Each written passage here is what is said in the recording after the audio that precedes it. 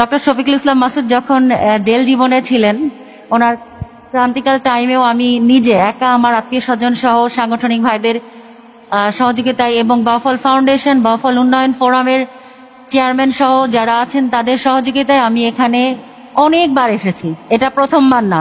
অনেকে নিন্দুকেরা আমাদেরকে নিন্দা করছে যে আমরা দেখানোর জন্য বলছি বা আগামী নির্বাচনকে টার্গেট করে করছি, বাট আমরা এই কাজটা কি আজকে শুরু করেছি? আমরা অনেক বছর ধরে মা বোনদের সাথে আছি।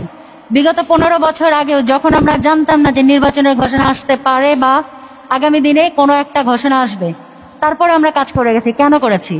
কারণ এটা আমাদের দায়িত্ব মনে করি। আল্লাহর পক্ষ থেকে প্রত্যেক খলিফার জন্য দায়িত্ব হচ্ছে মানুষের পাশে দাঁড়ানো।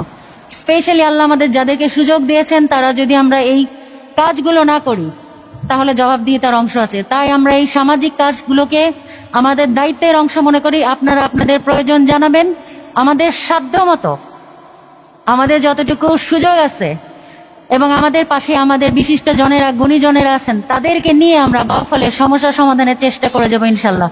শুধু স্বাস্থ্য খাতে না, অন্যান্য সব খাতেই আমরা কাজ করে যাচ্ছি। আপনারা শুনেছেন যে আমরা রাস্তা করছি, আমরা বাসাবাড়ি তৈরি করে দিচ্ছি, আমরা টিন বিতরণ করছি, খাদ্য বিতরণ করছি, আমরা শীতকালে পোশাক বিতরণ করেছি, কম্বল বিতরণ করেছি, আমরা উন্নয়নমূলক কাজ করছি, আমরা প্রতিষ্ঠান বানানোর প্রোগ্রাম করছি, আমরা বানাচ্ছি এবং আগামী দিনে ইনশাল্লাহ বাউফলে সব ধরনের প্রতিষ্ঠান থাকবে। সেই চেষ্টা আমরা অব্যাহত রাখবো। বাউফলকে আমরা শুধু উপজেলা না, আমরা একটা মডেল উপজেলা বানাবো এবং সেটা সারা বিশ্বব্যাপী দেখবে ইনশাল্লাহ। সেটাই আমাদের স্বপ্ন, সেটাই আমাদের টার্গেট। সেই ক্ষেত্রে ইনশাল্লাহ আপনাদের সকলকে পাশে পাবো, আমার পাশে পাবো, বাউফল ফাউন্ডেশনের পাশে পাবো, বাউফল জামাতের পাশে পাবো, শফিকুল ইসলাম মাসুদের পাবো। ডক্টর শফিকুল ইসলাম মাসুদ যখন জেল জীবনে ছিলেন, ওনার ক্রান্তিকাল টাইমেও আমি নিজে একা আমার আত্মীয় স্বজন সহ সাংগঠনিক ভাইদের সহযোগিতায় এবং বাউফল ফাউন্ডেশন, বাউফল উন্নয়ন ফোরামের চেয়ারম্যান সহ যারা আছেন তাদের সহযোগিতায় আমি এখানে অনেকবার এসেছি। এটা প্রথমবার না। বিগত সময়গুলোতেও আমি ক্যাম্প করে গেছি। আমার কাজই এটা। মানুষজনের সাথে আমার মূল কাজ হচ্ছে সেবা এবং আমাদের যে একদম রুট লেভেল থেকে যে পরিমাণ মানুষ অবহেলিত, আমি এখানে না আসলে আসলে বুঝতে পারতাম না। ধন্যবাদ জানাই ইবনে সিনা ট্রাস্টি বোর্ডকে এবং ইবনে সিনার সেই সকল কর্মকর্তা কর্মচারী বৃন্দদেরকে যারা এটা বলা প্রপোজাল দেওয়ার পরেই এই বিষয়টাকে গুরুত্বের সঙ্গে নিয়েছেন এবং শফিকুল ইসলাম মাসুদ যখন দেখা করেছেন, ওনারা এক কথাই বাউফলের কথা শুনে রাজি হয়ে গেছেন। আপনারা সৌভাগ্যবান, আলহামদুলিল্লাহ। অলরেডি পূর্বের বক্তাগণ বলে গেছেন যে এটা কিন্তু প্রথম যে আমরা একটা হেলথ ক্যাম্প এরকম রুরাল এরিয়াতে আমরা কিন্তু স্টাবলিশ করলাম এবং উদ্বোধন করে যাচ্ছি। ইনশাল্লাহ এটার ধারাবাহিকতা অব্যাহত থাকবে এবং আমরা ছোট কোনো স্বপ্ন দেখি না, আমরা স্বপ্ন দেখি অনেক বড়। আমাদের ডানা অনেক বড়, পালকগুলো শুধু যোগ হবে। আর পাশে থাকবেন আপনারা। আমরা health camp, primary health camp start করছি ইনশাল্লাহ। এটা একদিন বড় পরিসরে ইবনে সিনা হসপিটাল, ডায়াগনস্টিক সেন্টার সহ আরো বড় বড় চিন্তা আমাদের আছে। আল্লাহ নিশ্চয়ই কবুল করবেন এবং আপনারা পাশে থাকবেন। আজকে সারাদিন ব্যাপী ক্যাম্প হবে। সাধারণ প্রাথমিক যে চিকিৎসাগুলো আমরা সবসময় দিয়ে থাকি সেগুলো সব দেওয়া হবে। যদি জটিল কোনো সমস্যা থাকে আপনারা শুনে খুশি হবেন। বাউফল ফাউন্ডেশন, বাউফল জামাত এবং বাউফল উন্নয়ন ফোরামের সহযোগিতায় এবং ইবনে সিনার সহযোগিতায় আমরা এই চিকিৎসা এখানেই শেষ করি না। যেসব পেশেন্টগুলো ক্রিটিক্যাল তাদেরকে আমরা নিয়ে যাই ইবনে সিনায় এবং এরকম অনেক উদাহরণ আছে। আমি বিগত 15 বছর ধরে এই ধরনের কমিউনিকেশন করছি। যেগুলো চোখের চিকিৎসা দেওয়া দরকার হয়, ক্রিটিক্যাল কেস, সেগুলো আমি ঢাকায় নিয়ে ইবনে সিনায় চিকিৎসা করি। আর যেগুলো অন্য বিভাগীয় প্রবলেম, গাইনির সমস্যা, সার্জারির সমস্যা বা মেডিসিন সমস্যা বা চর্ম সমস্যা, সেগুলো আমরা সেক্টর ওয়াইজ চিন্তা করে বিশেষজ্ঞদের কাছে পৌঁছে দিয়ে প্রপার চিকিৎসার ব্যবস্থা করি। এই উদাহরণ আপনাদের কাছে আছে না নাই? আছে। ইনশাআল্লাহ এই দোয়াটুকু আমাদের জন্য রাখবেন, আমরা যেন কাজ করে যেতে পারি। কাজটাকে আমাদের লক্ষ্য হিসেবে নিয়েছি, গোল হিসেবে নিয়েছি এবং আমাদের স্বপ্ন বাউফলকে প্রত্যাশিত কাঙ্ক্ষিত জায়গায় পৌঁছে দেওয়া। আপনাদেরই বাউফলের চিকিৎসক হিসেবে আপনারা নাম দিয়েছেন ডাক্তার জাকিয়া ফারহানা, ইবনে সিনা মেডিকেল কলেজ হাসপাতালের সম্মানিত চক্ষু বিশেষজ্ঞ। আমি ইবনে সিনা সম্পর্কে একটা কথা শুধু বলি, যখন আমরা আপনাদের কাছে খুব সহজে এভাবে আসতে পারতাম না, এই বাউফলের সেই সময়ের সরকারি দল যারা সেই সময়ের আওয়ামী লীগ করতেন যারা, তারা আমার ফোন নাম্বার যেভাবে হোক সংগ্রহ করে বলতেন, মাসুদ আমি অমুক, তোমার ভাবি খুবই অসুস্থ, আমি একটু ইবনে সিনায় যেতে চাই, তোমার সহযোগিতা, তোমার পরামর্শ দরকার। আমি তখন হেসে দিয়ে বলতাম, আমাদেরকে ফাঁসির আয়োজন করতেছেন, এই প্রতিষ্ঠান যারা করেছেন তারা জেলখানে আছেন, তারা কিছুদিনের মধ্যে ফাঁসিতে ঝুলবেন, তাদেরকে ফাঁসি দেওয়ার চক্রান্ত ষড়যন্ত্র চলছে, সেই প্রতিষ্ঠানে আপনি চিকিৎসা নিতে যাবেন কোন দুঃখে? বলছে, মাসুদ তুমি কিছু মনে করো না, এটার সাথে আমরা নাই, আমরা মনে মনে ওনার জন্য দোয়া করি আল্লাহ ওনাকে জেল থেকে যেন মুক্ত করেন।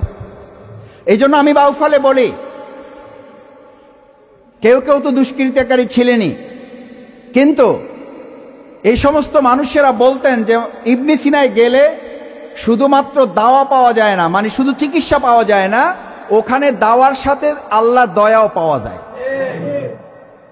বলতেন যে ওখানে গেলে চিকিৎসা হয়, তার মাধ্যমে কিছু সুস্থ হয়ে যায়, কিন্তু ওখানকার পরিবেশ, ওখানকার চিকিৎসক, ওখানকার নার্স, ওখানকার স্টাফ, ওখানকার সিস্টেম, ওখানকার মানুষের মমত্ববোধ, ওখানকার মানুষের পরস্পর প্রতি সৌজন্যতা, ভালোবাসা, পরস্পরের প্রতি দায়বদ্ধতা, জবাবদিহিতা, এবং একজন রুগীকে শুশ্রূষা সেবা দিয়ে তাকে সুস্থ করে গড়ে তোলার পিছনে যে তাদের চূড়ান্ত প্রচেষ্টা, এটা একজন মানুষ ওখানে ঢোকার সাথে সাথে অর্ধেক সুস্থ হয়ে যায় মনের দিক থেকে।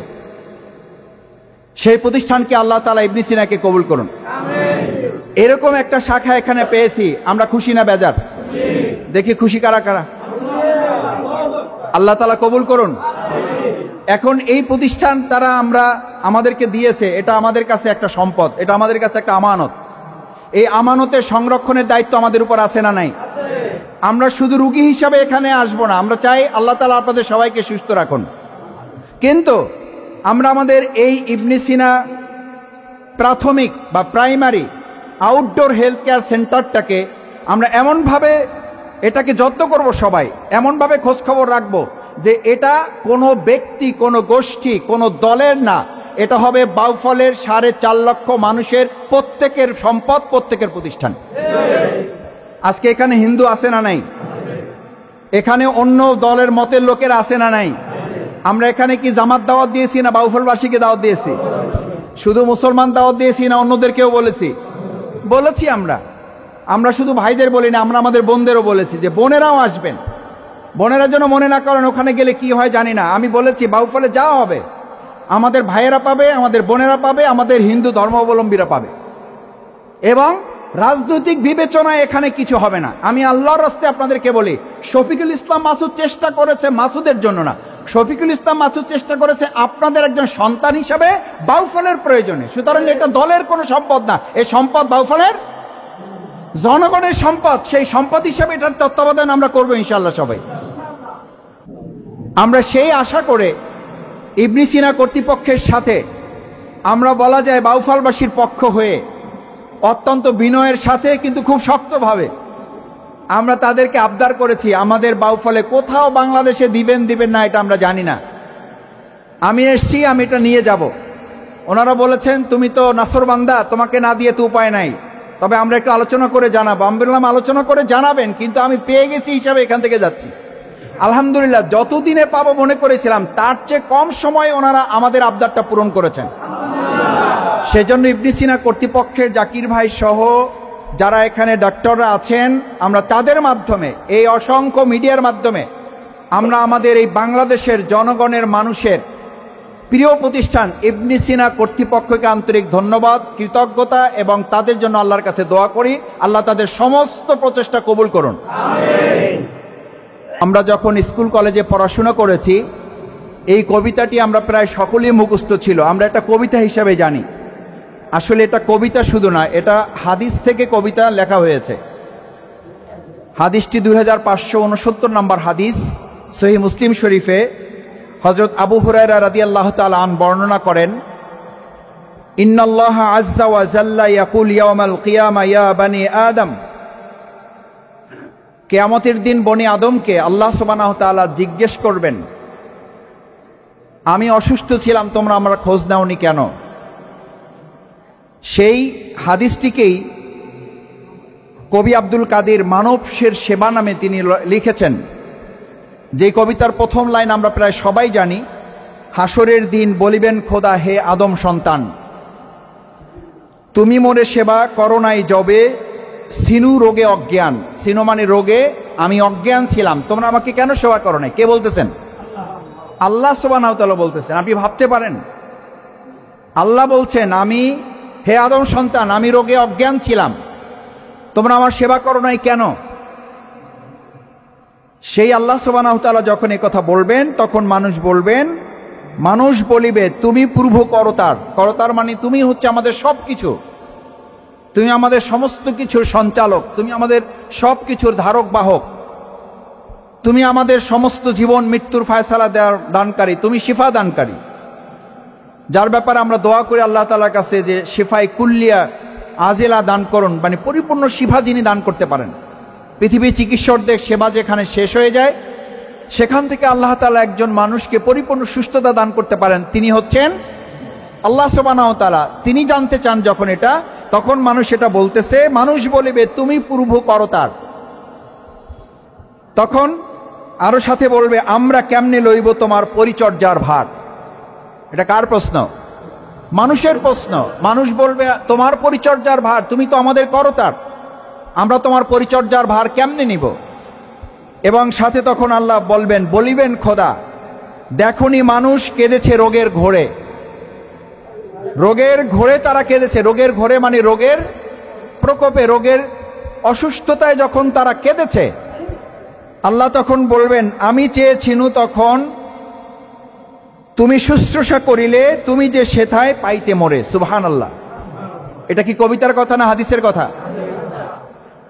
কিসের কথা? হাদিসের কথা। আল্লাহ সুবহানাহু ওয়া তাআলা, রাসূল করিম সাল্লাল্লাহু আলাইহি সাল্লাম বর্ণনা করেন, হযরত আবু হুরায়রা রাদিয়াল্লাহু তাআলা আনহু থেকে বর্ণনা, তিনি বলেন যে আল্লাহ তখন বলবেন, আমি তারই শুশ্রূষা করিলে, যদি ওই ঘরের রোগীকে তুমি শুশ্রূষা করিতে, তাহলে তুমি যে সেথায় পাইতে মোরে। এই যে তাকে সেথায় পাইতে মোরে, আমরা এই চিন্তা, এই দৃষ্টিভঙ্গি থেকে আজকে আপনাদের সামনে হাজির হয়েছি। আমাদের ইবনে সিনা কর্তৃপক্ষ এখানে হাজির হয়েছে, আমাদের সম্মানিত চিকিৎসকবৃন্দ এখানে হাজির হয়েছে, আমাদের ভাইদের যারা দায়িত্বশীল তারা এখানে হাজির হয়েছে, আমাদের বোনদের যারা দায়িত্বশীল তারা এখানে উপস্থিত হয়েছে। এবং আজকে আপনারা জানেন যে শুধু শুভ উদ্বোধন অনুষ্ঠান না, বিগত 25 বছর এই বাউফলে আমরা চেষ্টা করেছি মানুষের কল্যাণে, মানুষের পাশে দাঁড়িয়ে তাদের একটু সেবা শুশ্রূষা করে আল্লাহর রহমত, আল্লাহর দয়া আমরা পেতে পারি কিনা। কারণ রাসূল সাল্লাল্লাহু আলাইহি সাল্লাম বলেছেন, মান লা ইয়ারহামু ওয়ালা ইউরহাম, যে ব্যক্তি মানুষের প্রতি দয়া করে না, আল্লাহ তার প্রতি দয়া করে না। সুবহানাল্লাহ। ভাইয়েরা, আজকে আমরা এখানে ভোটের জন্য, রাজনীতির জন্য এখানে আসি নাই। আমরা এখানে এসেছি, আমরা মানুষের প্রতি দয়া করতে চাই, তার মাধ্যমে আমরা কার দয়া চাই? আল্লাহর দয়া চাই। আল্লাহ যদি কারো প্রতি দয়া করেন, এই পৃথিবীর আর কেউ তার প্রতি রূঢ় হতে পারেন না। আমি আপনাদের কষ্ট বাড়াতে চাই না। আমি সাংবাদিক বৃন্দ আসছেন, আপনাদের মাধ্যমে দুটো কথা বলে বক্তব্য শেষ করতে চাই। বাংলাদেশ একটা ক্রান্তিকাল অতিক্রম করছি। আর 6 মাস পরে বা কিছুদিন পরে আমাদের আগামী 2026 সালের ফেব্রুয়ারি মাসে ত্রয়োদশ জাতীয় সংসদ নির্বাচন অনুষ্ঠিত হওয়ার কথা। আমরা খুব ভালো করে এটা উপলব্ধি করি, 2024-এর 5ই আগস্টের আন্দোলনের মাধ্যমে একটা সরকার, গণ অভ্যুত্থানের মাধ্যমে, বিপ্লবের মাধ্যমে একটা সরকার শুধু পরিবর্তন হয় নাই, একটা সরকার পালিয়ে যেতে বাধ্য হয়েছে। শুধু সরকার প্রধান পালায় নাই, পৃথিবীর ইতিহাসে বোধহয় বিরল, এখন হয়তো দ্বিতীয় আর একটা তৈরি হয়েছে নেপাল। তার আগ পর্যন্ত আমরা ফার্স্ট ছিলাম। তো নেপালের দৃশ্য দেখে মনে হয়েছে যে ওরা আমাদেরকে সেকেন্ড বানাই ফেলছে। আমাদের শুধু মসজিদের ইমাম পর্যন্ত পালাতে বাধ্য হয়েছে। এই পরিস্থিতি আমরা আর বাংলাদেশে আগামী দিনে দেখতে, এরকম কোনো ফেসিবাদ তৈরি হোক, এটা আমরা দেখতে চাই না। কারণ শেখ হাসিনাকে যারা ফেসিবাদ বানিয়েছেন, তারা শেখ হাসিনাকে রেখে, শেখ হাসিনাও তাদের রেখে পালাইছে, আর শেখ হাসিনাকেও তারা পাহারা দিয়ে রক্ষা করতে পারে নাই। সুতরাং আজকের দিনেও যদি কেউ নতুন করে আবার ফেসিবাদের চিন্তা মাথায় নেয়, তাহলে তাকেও মনে রাখতে হবে, শেখ হাসিনাকে যেমন কোনো পাহারাদার রক্ষা করতে পারে নাই, আর শেখ হাসিনাও কোনো ফেসিবাদকে সাথে করে নিয়ে যাইতে পারে নাই, সুতরাং ভবিষ্যতে যেন আমাদের দেশে আর কোনো ফেসিবাদ তৈরি